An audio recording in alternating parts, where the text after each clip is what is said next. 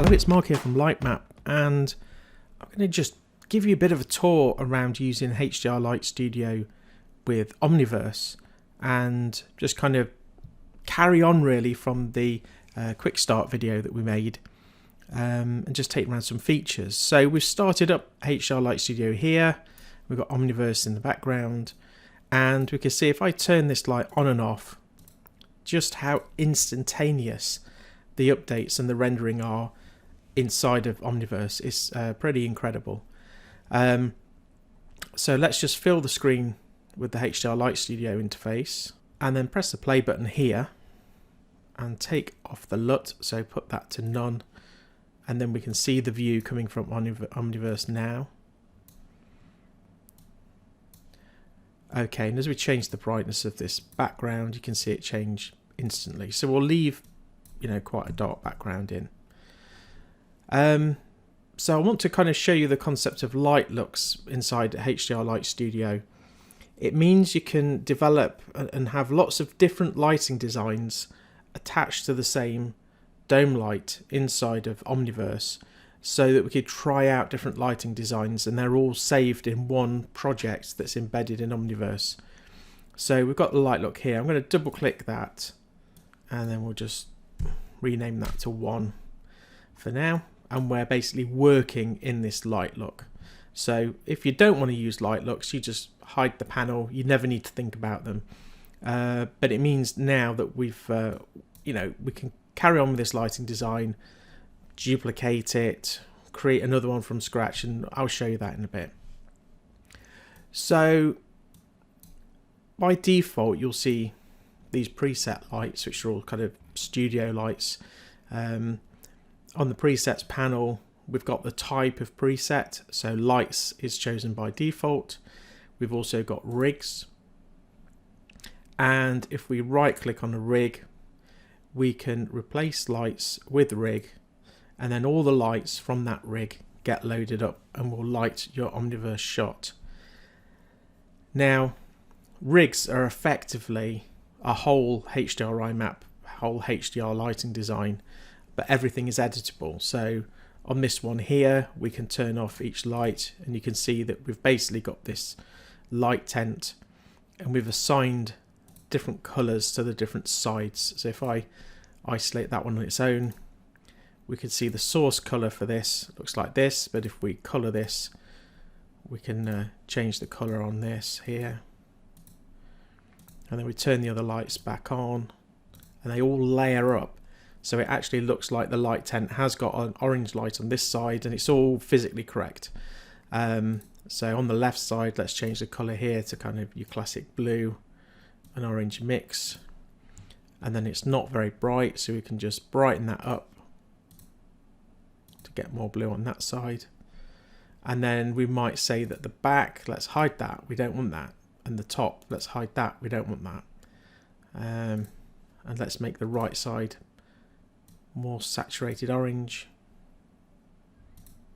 Now, if you want to reduce the brightness of all of these lights, rather than doing them individually, we can put them all in a composite. So if we select them all, and then we right click and we merge to a composite, this is now one individual light, one individual HDRI map.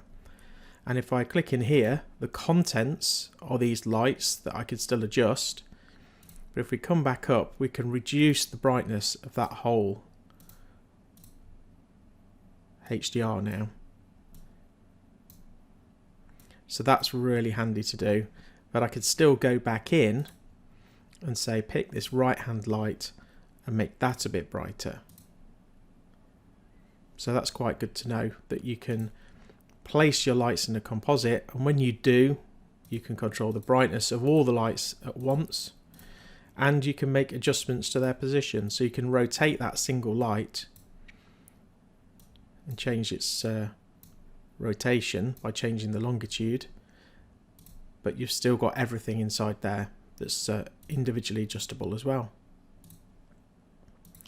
So let's say this was a lighting design that we were kind of happy with, but we wanted to develop it further, but we wanted to kind of leave this version of it intact in case we wanted to come back to it, what we can do is we can go to the LightLooks panel, and then we can duplicate this look, and we'll then call that number 2. That's great. And then let's say we change the color on this side to red,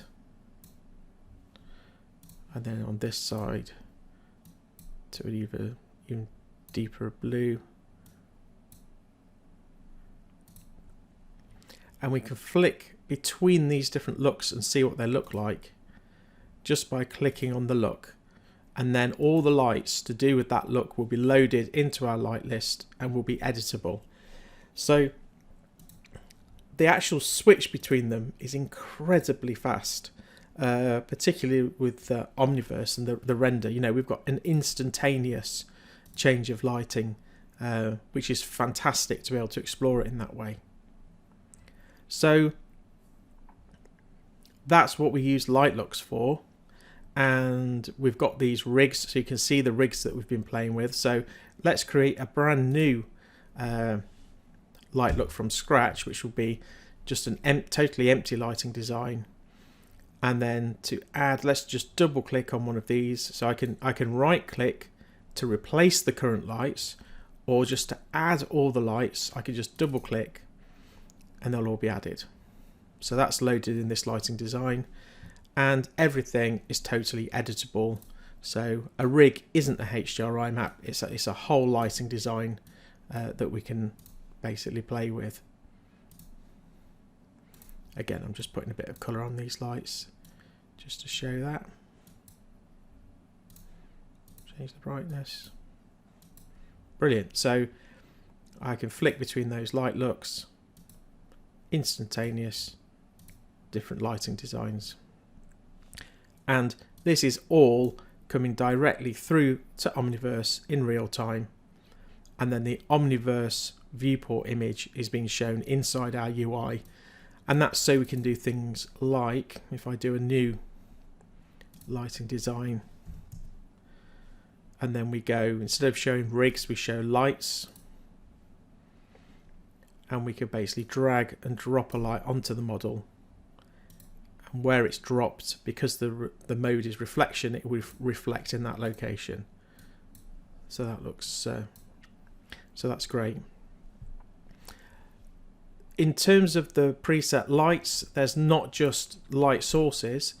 There's kind of a variety of things.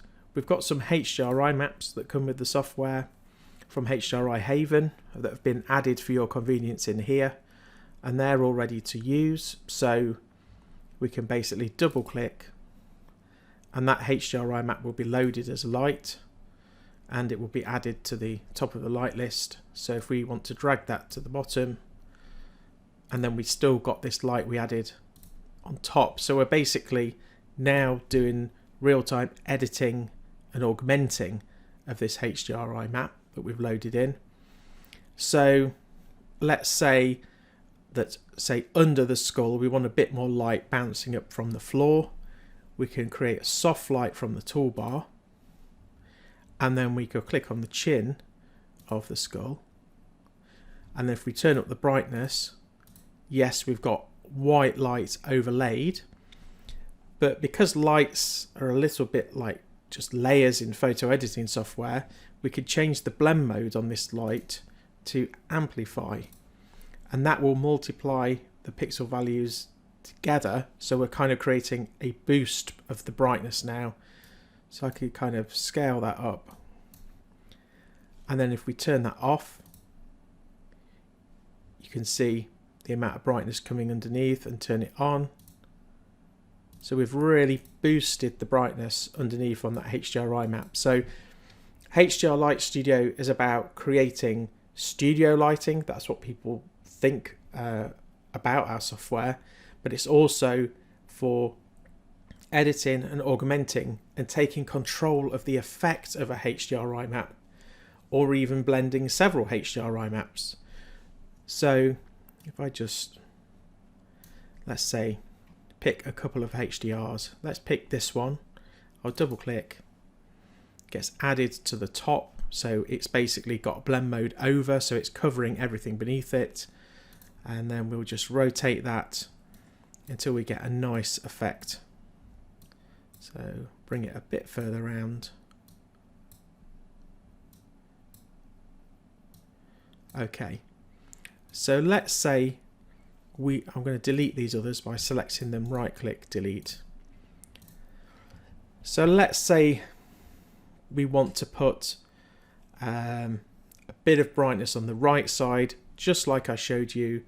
Just make a light, click on the right side of the model, turn up the brightness, change the blend mode to amplify, and then that will take on the color of the content beneath. It's not just blobbing white light on top, so you get to maintain some of the feel of the HDRI map. So if I hide that, you can see how we've made a big difference by just putting that bit of bounce light on the other side. And then let's say that we feel that the sun is too bright, it's too overpowering, but we like the brightness of the rest of it. We can get a light that's called a sunshade, and we'll move that over the sun. And this has blend mode low pass, so this won't let brightness past it over 100 at the moment. So what it's best to do is turn that brightness right up, and we just keep going up. And you know when you've gone down too low, when the edges, you can basically see the edges of what is a square light. So you want to make sure that the brightness doesn't create a hard edge. So if I keep taking that up till you really can't see it, and then if we turn that off, you can see that the sun is really bright, and if we turn it on, we're only letting past the brightness of 333. So let's turn this up really high by typing in, say, 100,000, and that is still far less bright than the original HDR. So let's put another 0 on that. Okay, so that's now a million. 1, 2, 3. Yeah, that's now brightness 1,000,000. If I turn that off, you can see that the actual brightness of the sun was much brighter. So now we've got, we've taken control of that sun, which is fantastic. Now if we wanted to use our light to kind of create some color on the HDRI map, we can create a soft light again, and let's say we want over the top here to be a bit more blue. So if we pick blue,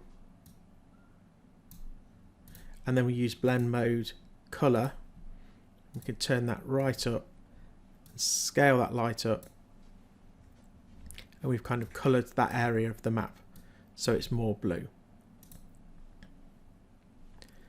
which is very subtle, but it just shows that that can be done. If we put that coloration over this light here, then it becomes more clear.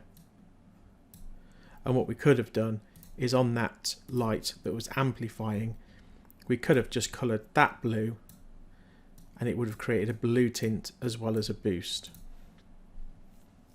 Now if we don't like the floor on this HDRI map, we can get a floor from another one. So let's say double click this one, and we've got this kind of square, town square, marketplace thing.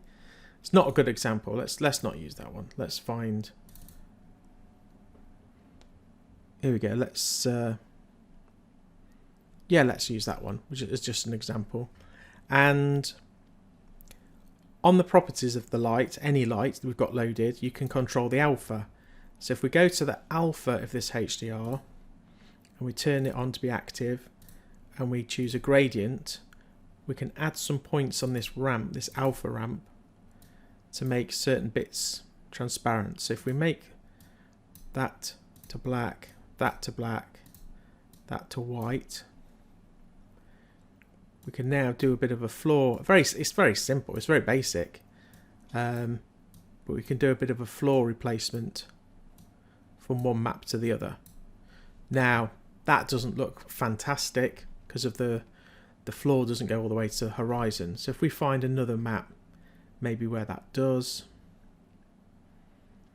Let's try this one.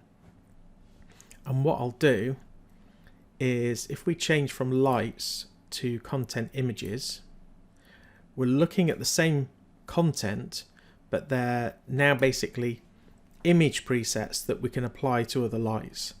So because that light is selected, I can try different ones out. So we could say right click, apply to current light, and we apply this image texture that's a piece of content to this light. So we can now just try out different floors and see if we like the effect. Then you can play with the alpha ramp to control that blend in. So that's quite cool. If I turn this light off, that was the original floor. Here's this floor. Now if I wanted to adjust the colour of this floor, I could use a light to do that, to play with the saturation of it.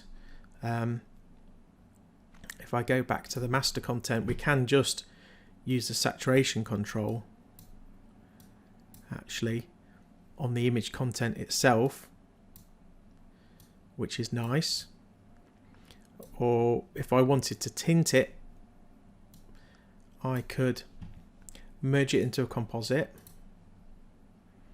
Then within the composite, I could create a big flat light, change the blend mode to color,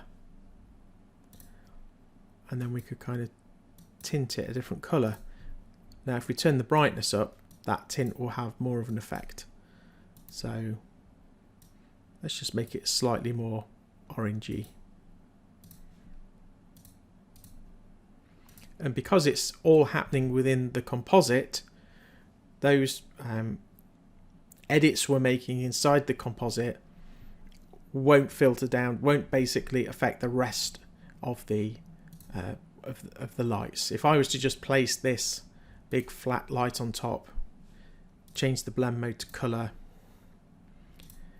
and then put a tint on it again, turn that up, that will affect absolutely everything. So now I've got this kind of crazy looking moon or otherworld kind of feel to this because the atmosphere is such a different color, and it affects absolutely everything beneath it. But because this was inside the composite light, it's only affecting what's inside the composite light. Now, having this kind of crazy kind of moon, different planet, Mars kind of vibe to it, in our presets we don't just have lights, we do have some different content like clouds. So if we wanted to put a few clouds in the background, we can change this from reflection to rim, and then find some nice clouds that we could drag onto there. Change the blend mode to amplify perhaps.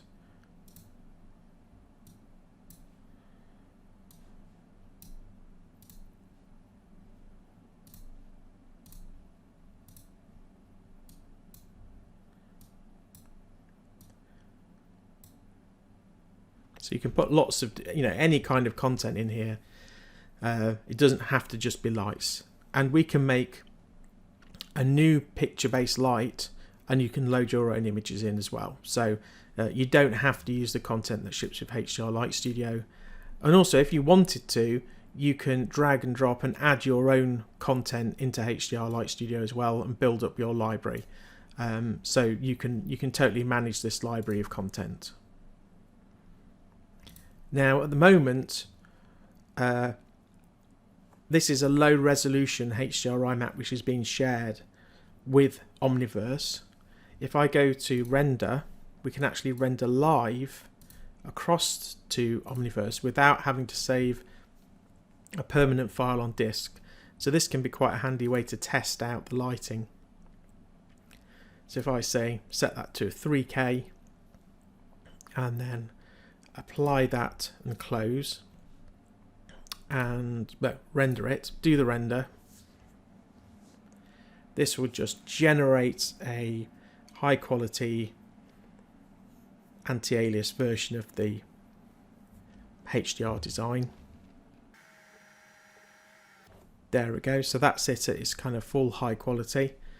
And let's say we went to one of the different lighting designs we're working on, and if we wanted to do another test, because the last settings we used were for a live render, we don't need to go to that panel. We can just press the basically re-render button. So if I press that button now, it would generate a HDR content and share that straight with Omniverse, but not as a permanent file.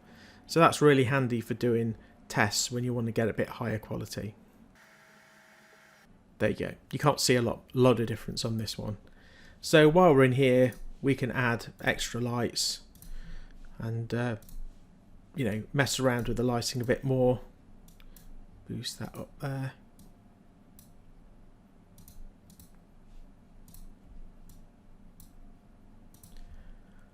Give it even brighter.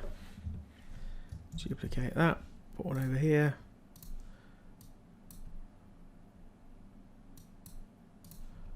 Make that less dark. So in terms of the brightness slider, if you use the big minus and the big plus, that will halve it, which is like reducing by one whole f-stop from a photographic point of view, and then double it. If you use the smaller ones, that reduces it by a third, and then up by a third of a stop. So we've got whole stops and thirds of stops. This is much, once you start getting to higher values, it's great to just be able to press the plus and the minus to make those brightness adjustments on the light. So I can flick straight across to this lighting design. Let's go to the lights. Let's find, I don't know, blur spotlight.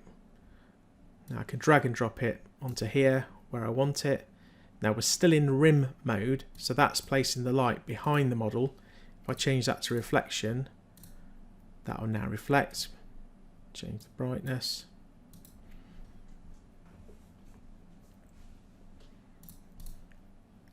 So you can develop all these different looks and feels for the lighting very quickly in Light Studio, and then we can just, you know, render a higher quality version to just test that out at higher res. There you go. Let's do another lighting design. So we've got a procedural sky in HDR Light Studio. So we'll just move that around to the side there. And then when we change the elevation, we can go all the way around. Let's put that really low, like a sunset. Fairly standard controls basically for our sky. But what you can do is change the disk of the sky to be non-physically larger, basically. So we can do that. And as we do that, we compensate and reduce the brightness so that the same amount of energy comes from the sun. So from a creative point of view, if the size of that sun is quite small, you can really hardly see the effect of it on the model. And then if I make the sun disk much larger, at least we get a nice kind of warm highlight that starts being picked up, which means the sun is way too big. But from a creative point of view, that can be nice to do. And then you could drag and drop some clouds on there. You could also mix this sky with a HDR. So from the lights, if I go back up to the HDRs and say, just pick one of those and put it underneath, you can kind of mix the fake sky, and we've basically got a ramp here to control the softness of that transition at the bottom there. I can move that up. So yeah, that's just highlighting the fact that we've got a procedural sky in there. If I go back to one of the other lighting designs, let's say, in fact, let's do one. Let's do a new one with some hard quite small hard lights. You won't be able to see as well because of the materials on this model. If this model was more like chrome, you'd be able to see what I'm going to show you now. But when you merge your lights into a composite, one of the great things is, yes, you can control the brightness of all those lights at the same time, which is really handy.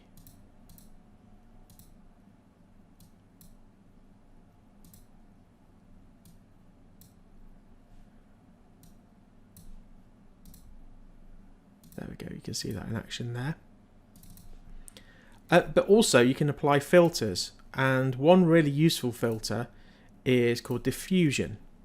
And Diffusion is effectively a blur, like a Gaussian blur, which allows you to soften the effect of the lighting. So you can take a lighting design that's fundamentally quite a hard lighting design, and then you can use the diffusion filter to soften that lighting down, and it will have, well, a very different effect on the model. This can be quite, this can be really handy to just soften off the lighting to create a totally different effect. So you might have spent all your time perfectly lighting this model in a kind of with a kind of hard lighting, and then you just want to soften that off, and we can use this diffusion filter and then just soften it all off. And then you could still add additional lights outside of that that don't get affected by the filter.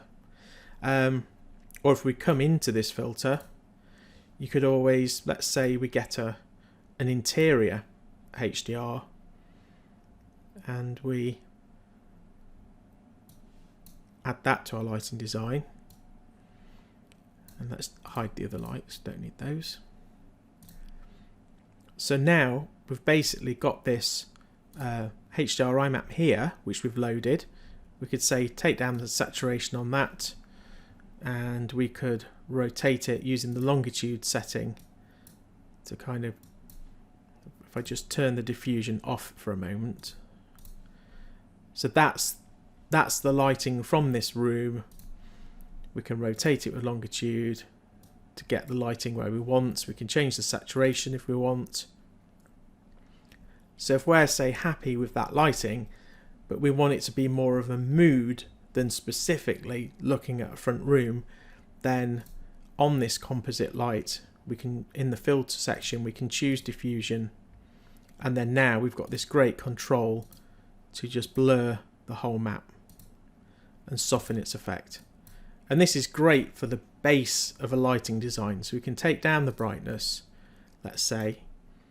So we've got this like nice warm base, and then we can put any kind of lighting we want on top of that. So if I do studio lights, and we can say grab a softbox and put that over here.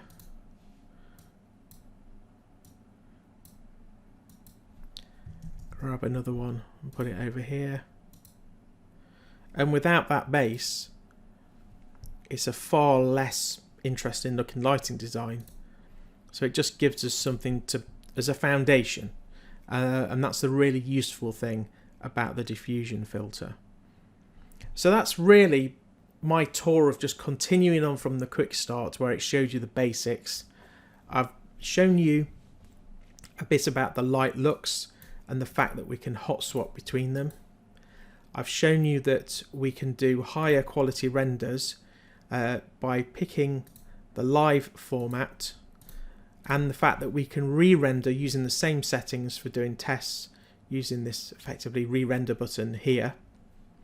I've shown you that in the presets panel, yes, we've got lights, but we've also got rigs, and that also within the lights we've got some HDRI maps, and there's all kinds of content, even clouds in there. I've shown you how we can use composite lights to control and merge together lights into a single light, where we can control the brightness of all of those lights and the position by rotating them. and the fact that we can apply filters onto a composite light, which is one of them is diffusion, which kind of blurs it and makes that very useful.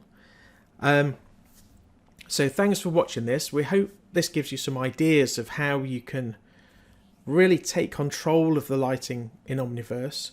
In this tutorial, I didn't really touch upon area lights at all, which were covered in the quick start. And in effect, all the area light setting does is allow a light to effectively jump off the map and be created in 3D space. And this is great when you want to get some light going between objects, and you can hide that from the camera so you can still see its effect, or have it visible, which is easier when you're just positioning the lights because you can see where they are. They're all positioned with light paint, and that's really all there is to the area lights. You could light the whole scene with area lights if you want to. If you pick a light that's 3D mapped and press Control Spacebar, that will convert it to a 3D area light, and you'll be able to move it around your scene. But if you press Control Spacebar again, that will pop it back onto the HDRI map. Spacebar back onto the HDRI map. So there's not a huge amount to say about area lights, but there's a lot in terms of the presets, the light looks, and how this all comes together to mean you can really craft and experiment with your lighting using HDR Light Studio with Omniverse. Thanks for watching, and go have a play with it. Go try it at lightmap.co.uk. Thanks for watching.